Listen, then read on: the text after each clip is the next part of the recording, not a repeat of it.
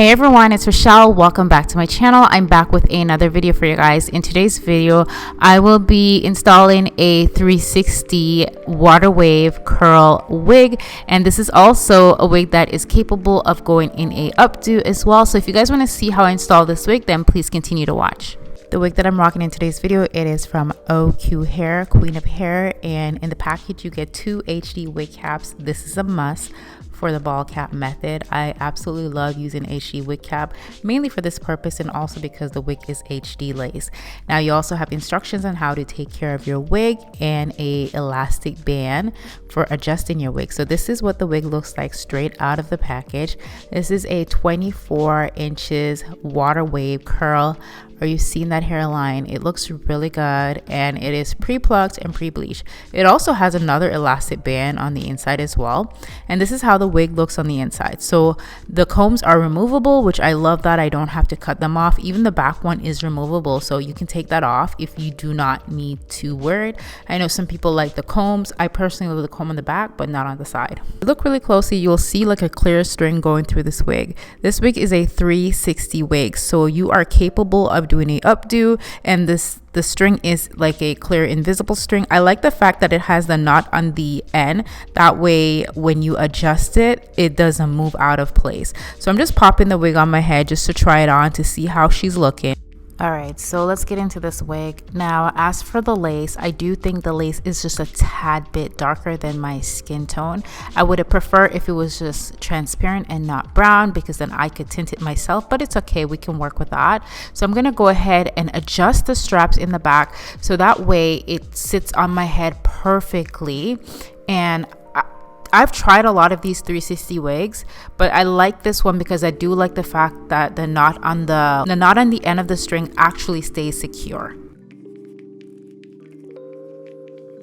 I'm gonna go ahead and cut the wig and just cut so it goes around my ear, and then I'm gonna adjust it a bit more, and then also just cut off the extra lace that I don't need.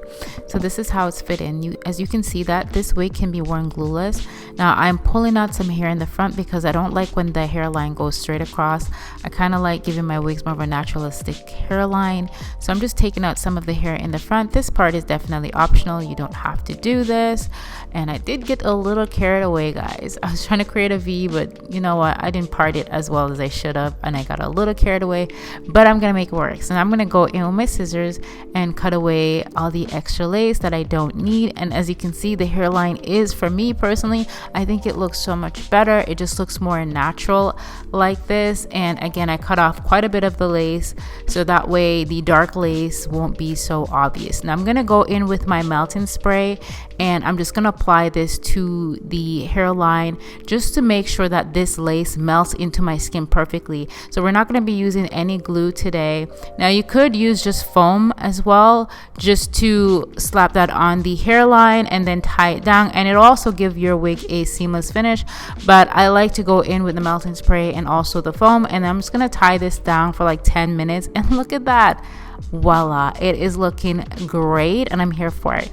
Now with this curly hair, I wanted to do like a side part, but not a part that was like super obvious, and I like to add a little bit of baby hair. As you guys know, I'm not a big baby hair fan, but when it comes to curly hair, I don't know, I just think baby hairs just look so much better with curly hair. And I'm gonna go in with my water bottle just to wet the curls up. So before you saw the curls in its fully natural states with no products, and then I'm just gonna add some foam, some mousse to it.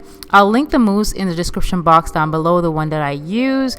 And yes, she's looking a little wet right now, but I'm gonna focus on trying to create that baby hair using the edge brush.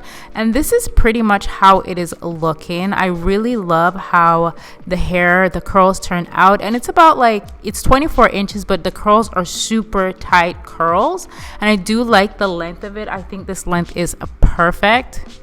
And now I'm gonna move on to attempting to put this hair up into a bun. It is a lot of hair, guys. My little one is just like literally walking around. She was not she literally just got home from school and she just wanted to be a part of it.